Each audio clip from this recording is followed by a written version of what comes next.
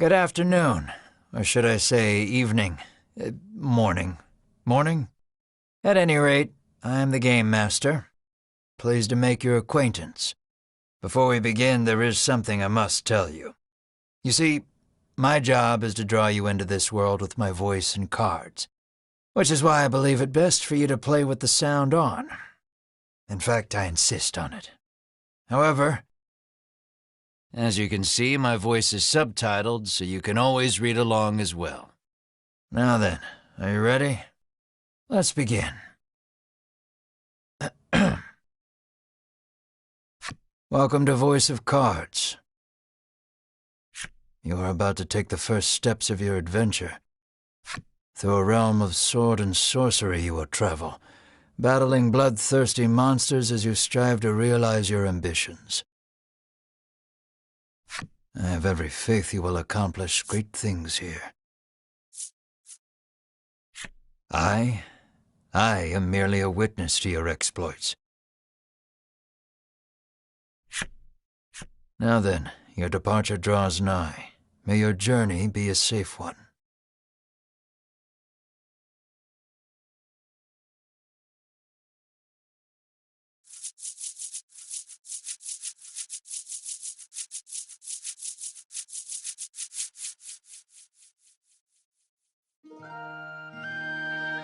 This is Castle Advent. Queen Nilla reigns over the kingdom from within its walls. 3 white-clad adventurers have gathered here at the Queen's summons.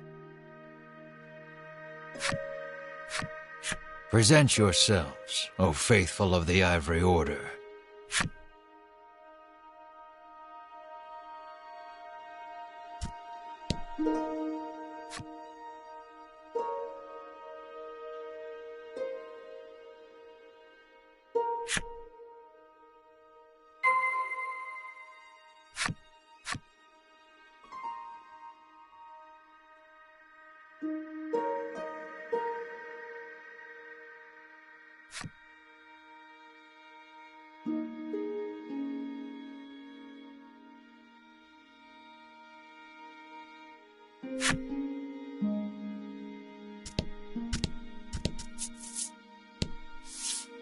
From upon her throne, the Queen regards the adventurers. So you are disciples of the Order. The youngest of the 3 steps forward. She holds herself with well-born grace. I am Winifred of the Ivory Order, Your Majesty, she says. I lead this fellowship. She bows, glancing to her 2 companions. In response, the stern-looking one inclines his head and brusquely names himself Berwin.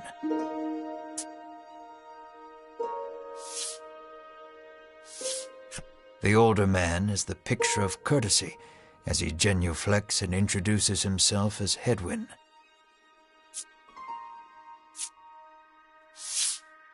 It is these 3 our story follows today. In other words, your party. The Queen acknowledges the fellowship with a nod. In a soft voice, she explains her errand. Someone has stolen the royal treasure. I bid you reclaim it. Under normal circumstances, I would entrust this to my soldiers, but I do not wish to spread thin my forces with the recent monster troubles. It seems the troubled Queen has judged she can entrust this matter to none but the Ivory Order, beloved of the people and unmatchable in battle. It is our honor to serve you, Your Majesty, and thus the quest falls to the Fellowship. Short of any clues that could lead them to the culprit, however, they press the Queen for further information.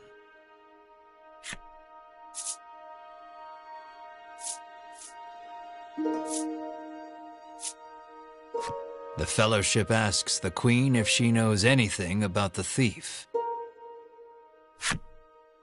The Queen says witnesses might be found at Nexton.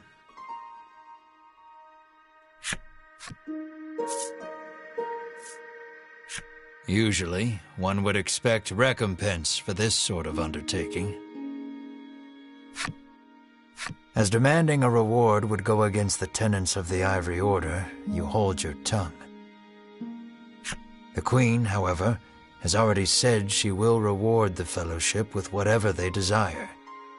It seems the royal treasure is just that important.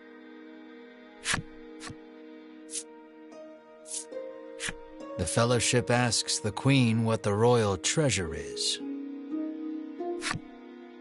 The Queen describes a bottle containing a certain liquid. Without it, she trails off, but the desperation in her voice suggests its loss could spell disaster for the kingdom. Pray tarry no longer here. I await news of your success. The Fellowship bows and takes their leave.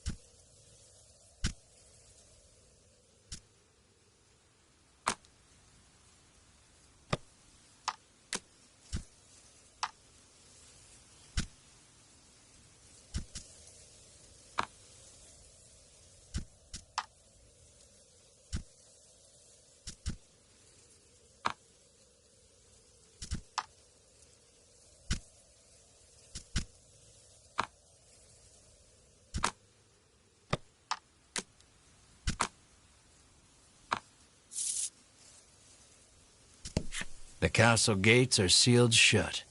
It seems the guards have their hands full battling monsters.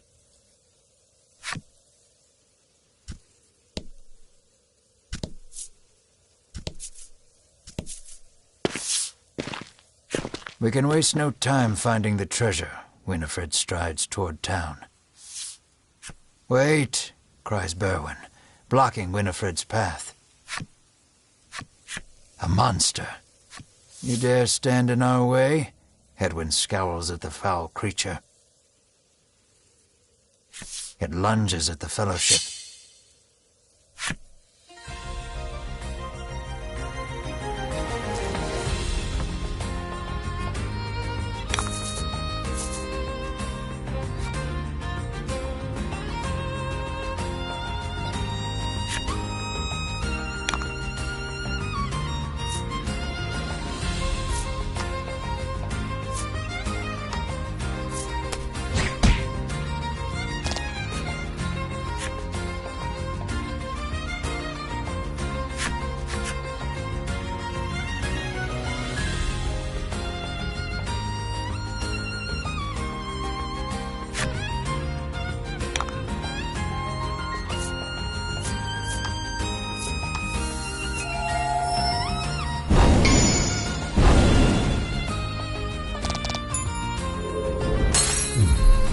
Fortune favors the bold.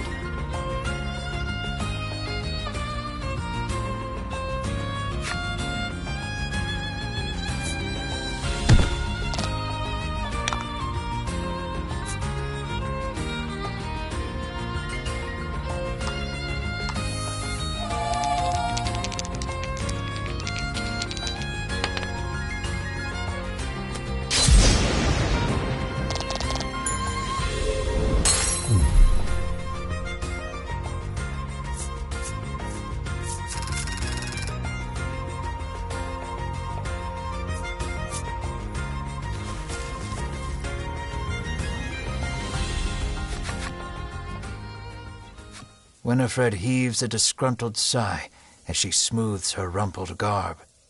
Showing no signs of weariness from battle, Berwin silently wipes the monster's ichor from his weapon.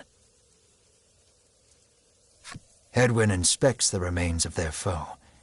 "The Queen spoke true," he mutters, his face masked in contemplation. Winifred gives a grim nod at his words. Mayhap the treasure's theft and the monster's behavior are connected somehow. First things first, the Fellowship needs to gather more information. To Nexton they set their sights.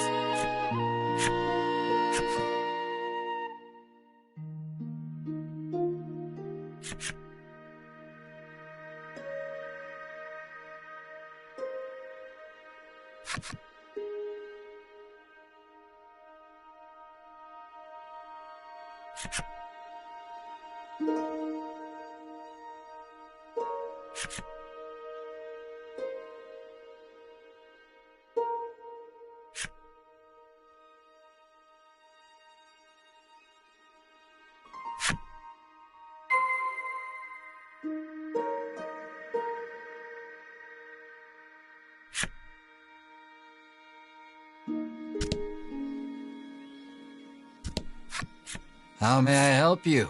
the proprietor inquires.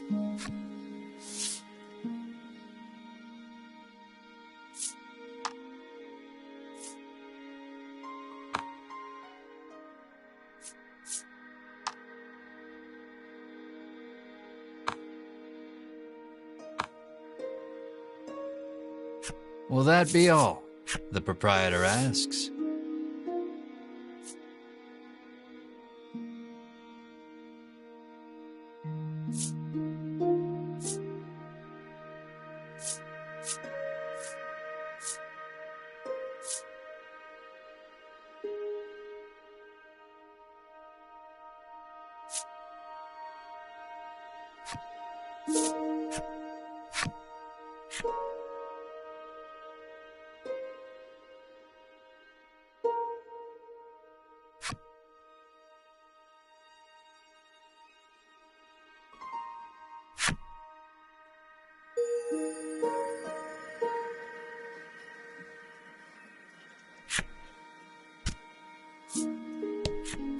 "I'm too scared to leave town with all those monsters out there," the woman sighs.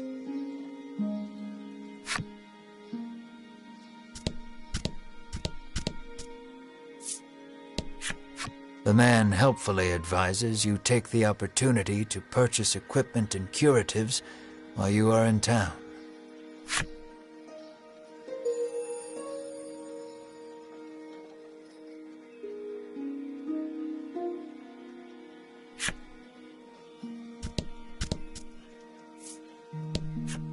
"Welcome to Nexton," hails a man.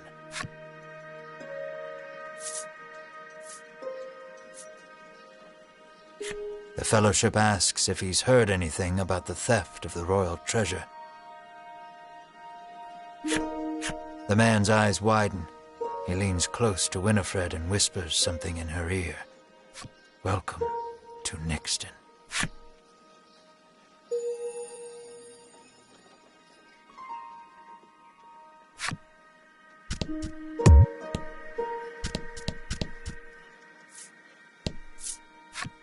A woman sits hunched over by the side of the road. Upon catching sight of the Fellowship, she calls out for their aid. She's sprained her ankle and needs you to take her to the nearby apothecary.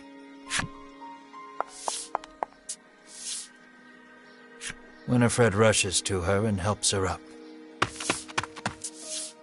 Berwin lifts the woman onto his back, and the Fellowship sets out in search of an apothecary.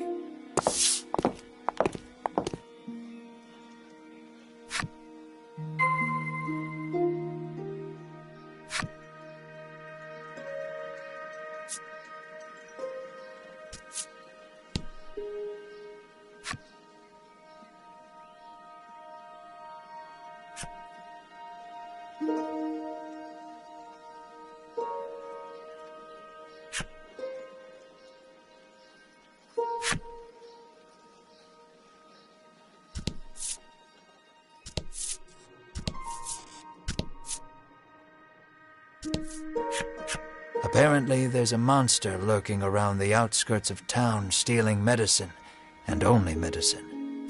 Rumors claim the monster fled to the west.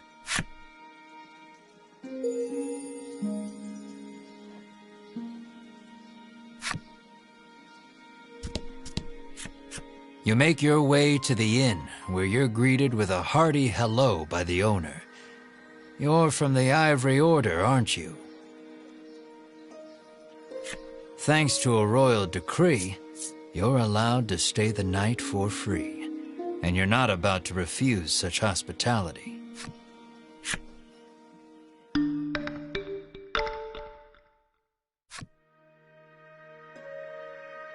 The party leaves the inn feeling rested.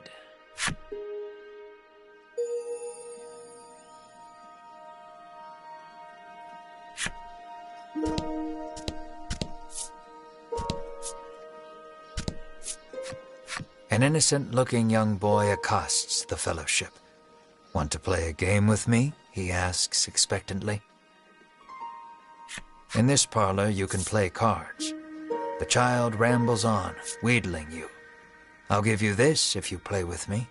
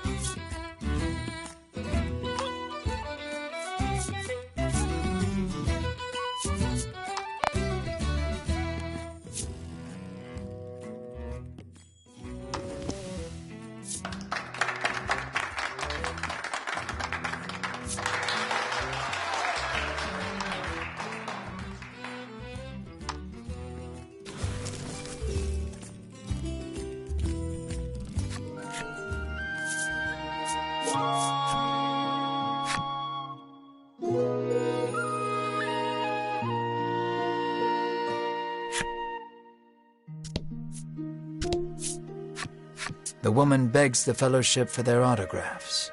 She seems to greatly admire the Order. "I know there's nothing to worry about with disciples of the Order here," she says, relief flooding her features.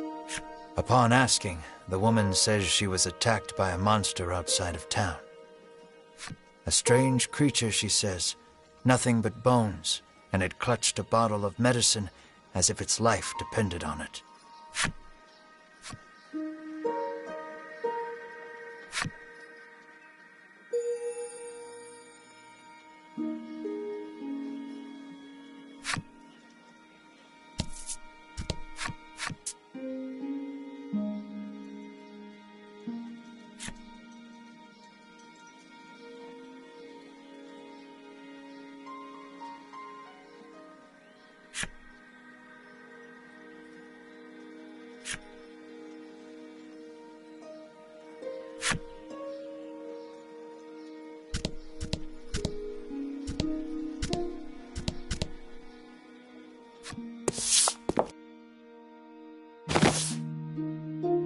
You arrive at the apothecary.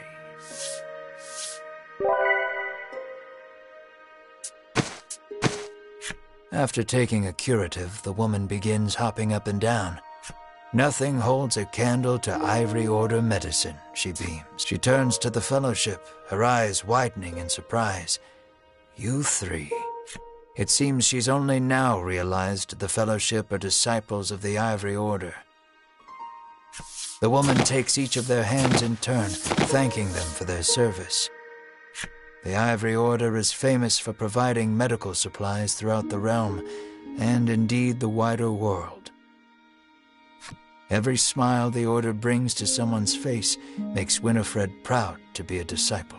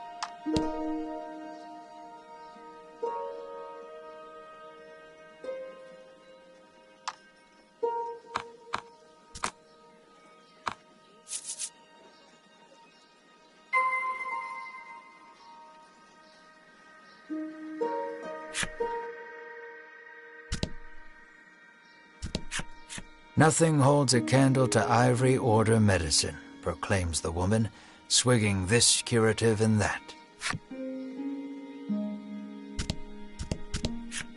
The man claims he saw a suspicious someone leaving the castle grounds carrying what looked to be a medicine bottle.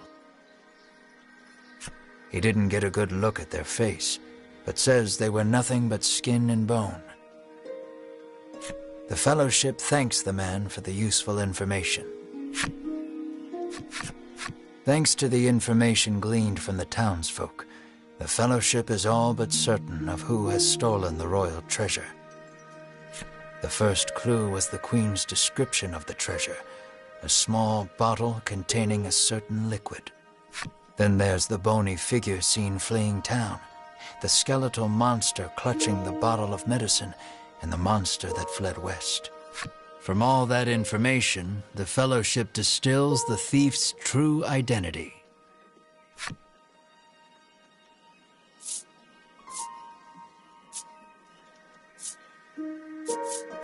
Realization strikes Winifred. I know who our thief is. "The monster made of bones," Hedwyn interjects. "The one that fled west." Berwin nods in agreement, as if to say, another sage pronouncement from the great and wise Hedwyn. Winifred clears her throat, proclaims that the Fellowship shall head west, out of town, and walks off.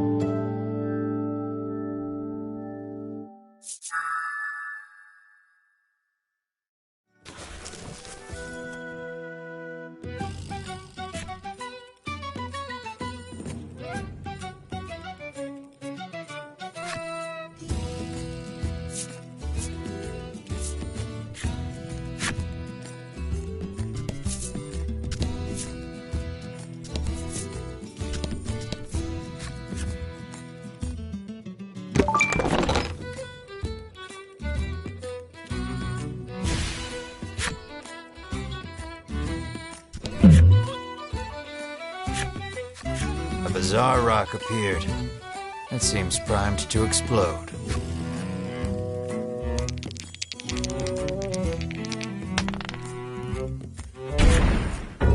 The bizarre rock transformed into a fear rock.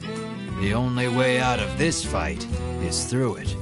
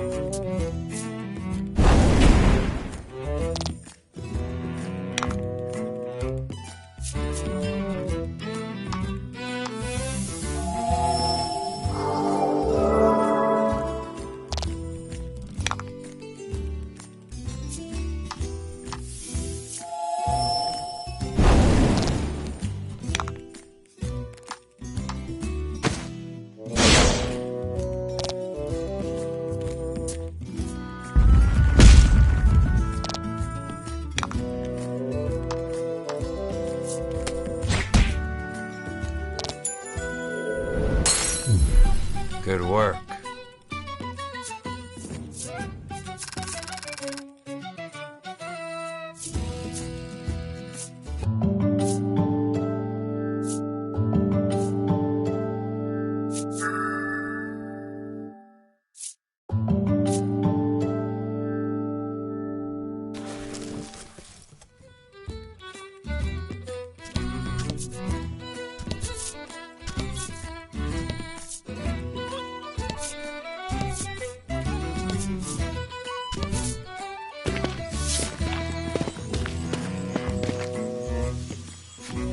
The Fellowship moves westward, only to be unnerved by the sight of a human figure moving through the trees.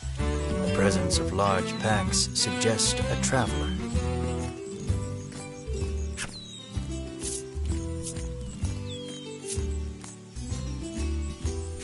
I beg your pardon, but did you catch sight of a monster fleeing west?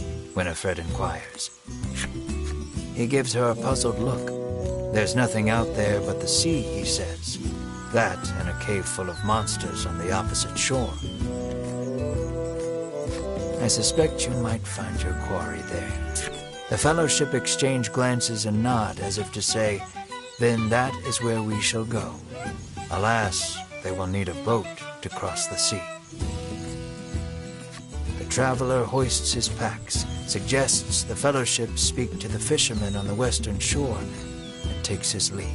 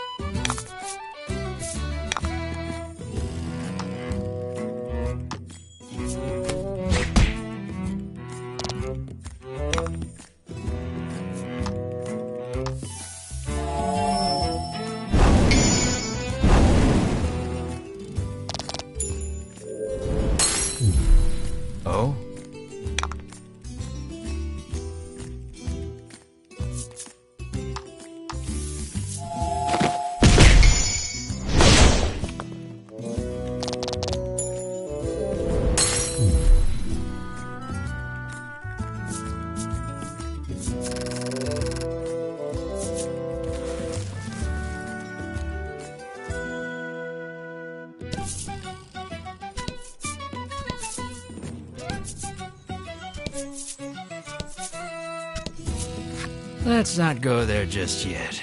I haven't quite finished the story for that section, you see.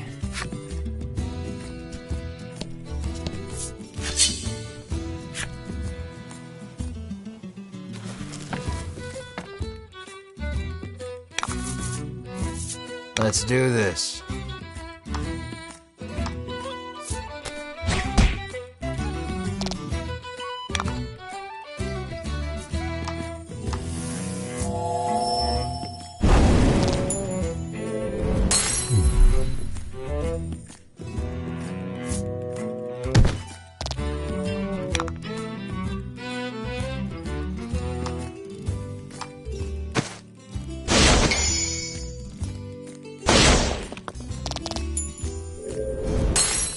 Excellent.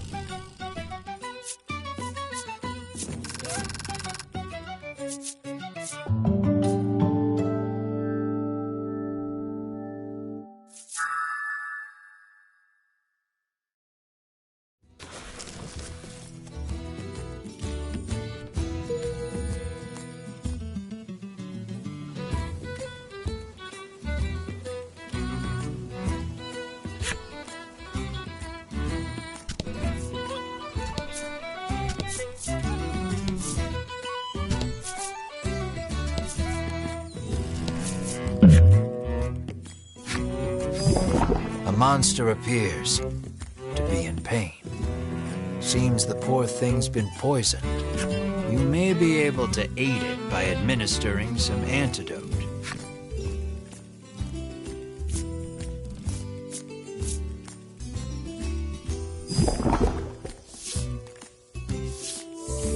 You take pity on the creature and administer some antidote. Healthy once more, it gets up and makes its way to who knows where. Every so often, you catch it looking back at you, but before long, it's out of sight.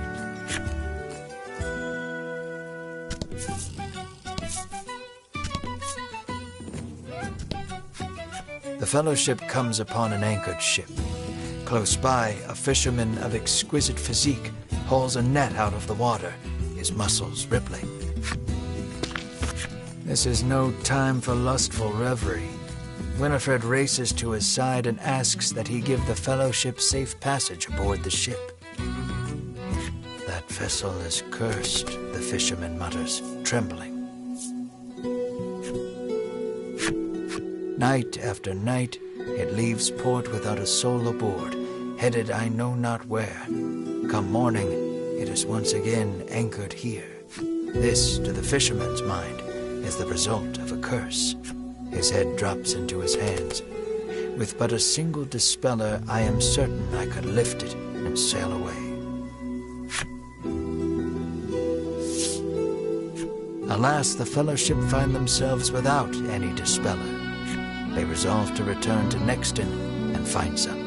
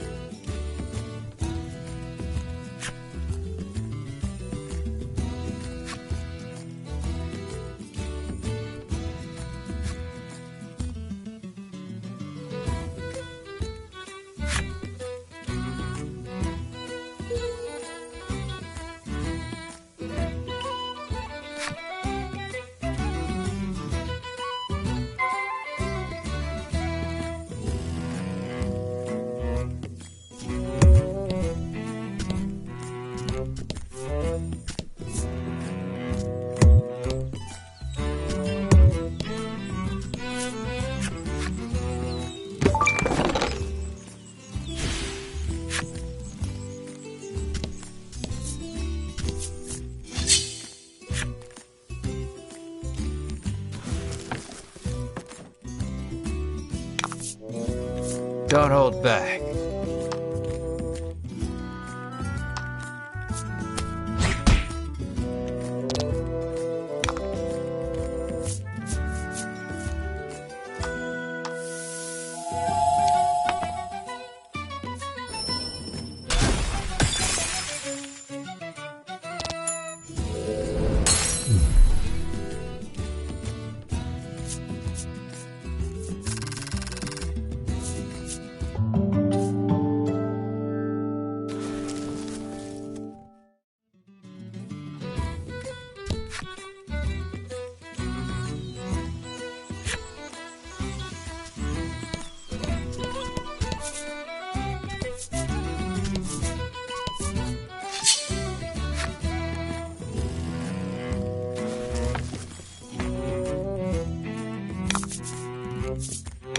Rout the enemy.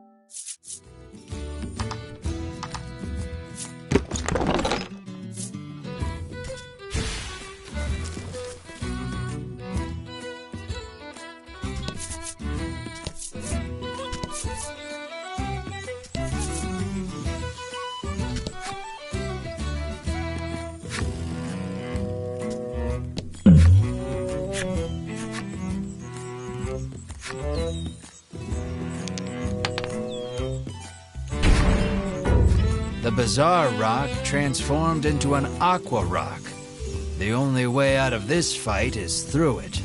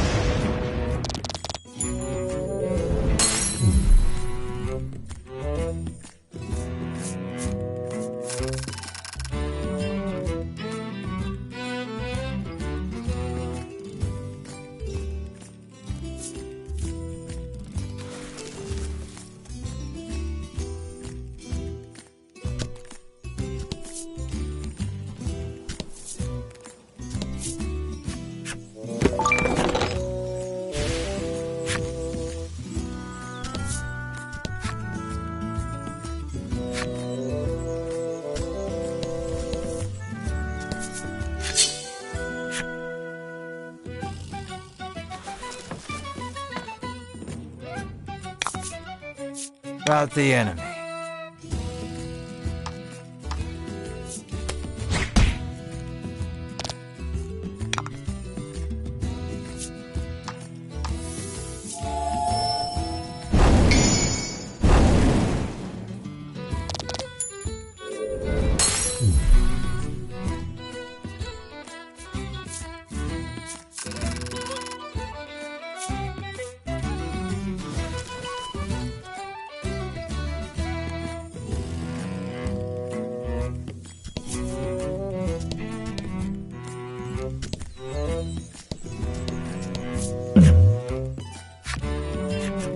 monster appears and just stands there, stock still, staring at you. Suddenly it makes a pained face, acting as if it's been poisoned. Aha! This must be the monster you saved with the antidote. It places a medicine bottle at your feet and is gone as quickly as it came. You suppose that's its way of saying thanks.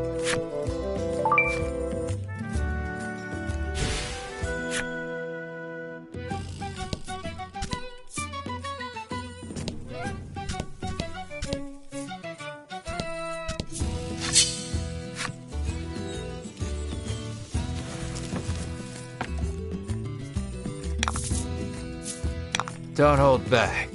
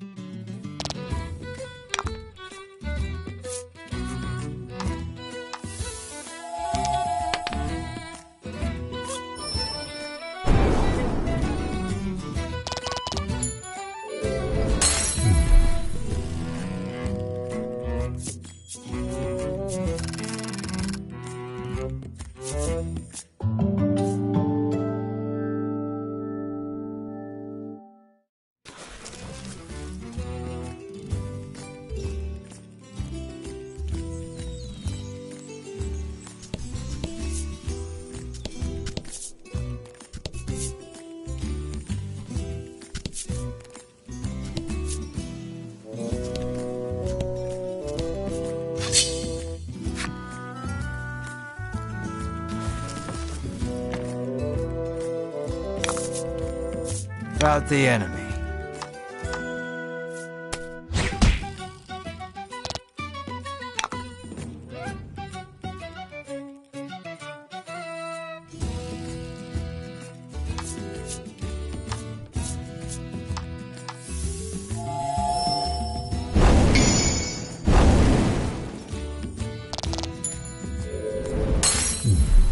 That was lucky.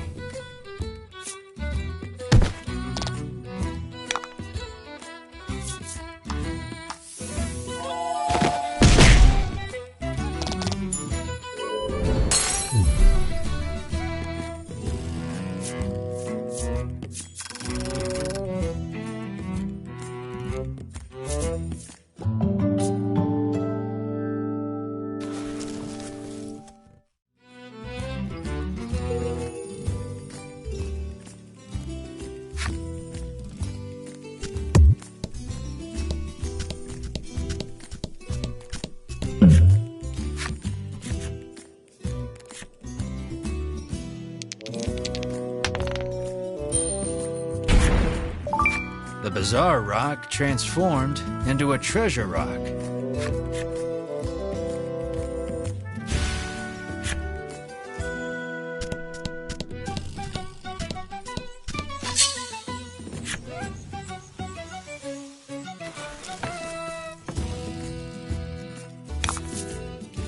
Don't hold back.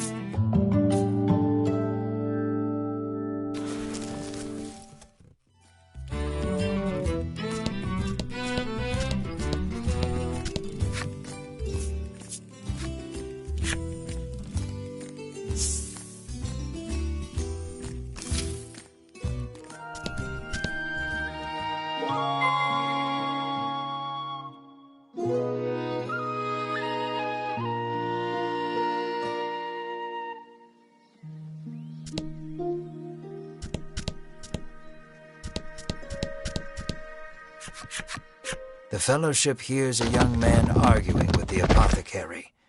"Make it cheaper," he bellows.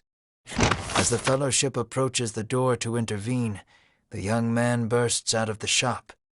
He storms past Winifred, nearly crashing into her. "Watch where you're going," she shouts after him. but he makes no move to apologize, instead squaring his shoulders and walking off. "What a hateful little man," grumbles the apothecary. Winifred vows to teach him proper manners should they ever meet again. "How may I help you?" the proprietress inquires. The apothecary catches sight of the fellowship. "Ah, the Ivory Order, to which I owe the prosperity of my humble shop," she says. She gestures to the drawers filled with her wares. "Pray, choose one of my concoctions and take it at no cost. It shall be a token of my thanks to the order." The fellowship insists they will pay as any other customer would, and sets about browsing her wares.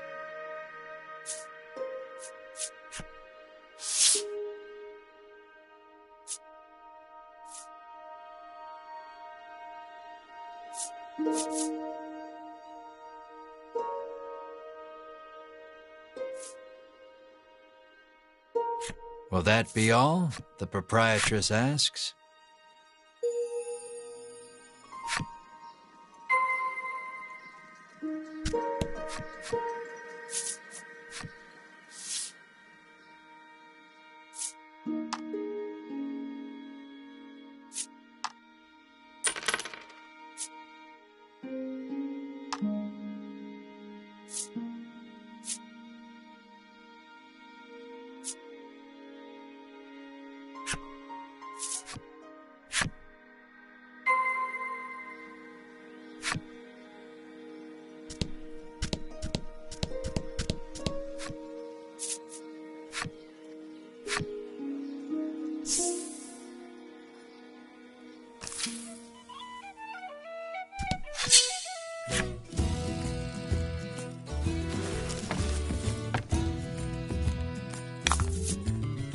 Let's do this.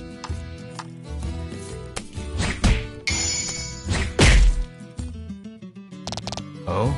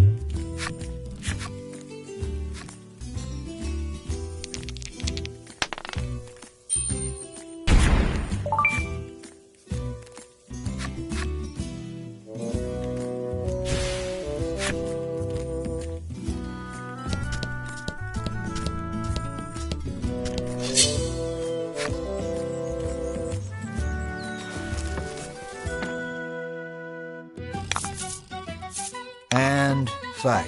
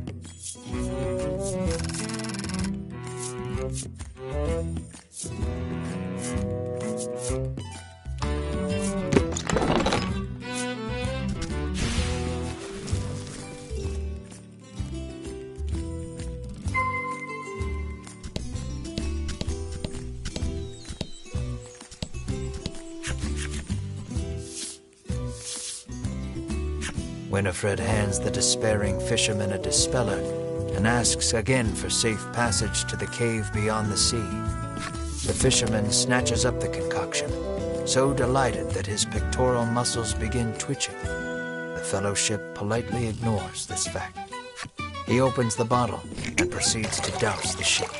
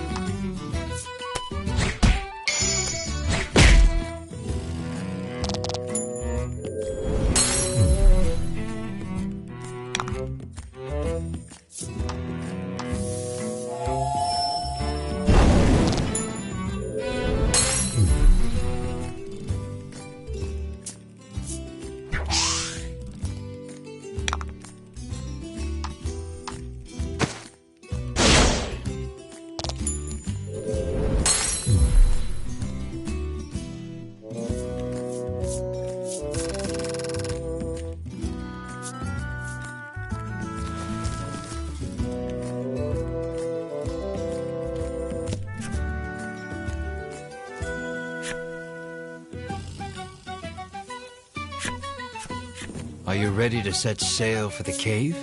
The fisherman asks. How will you respond? Let's shove off then. He beckons you aboard.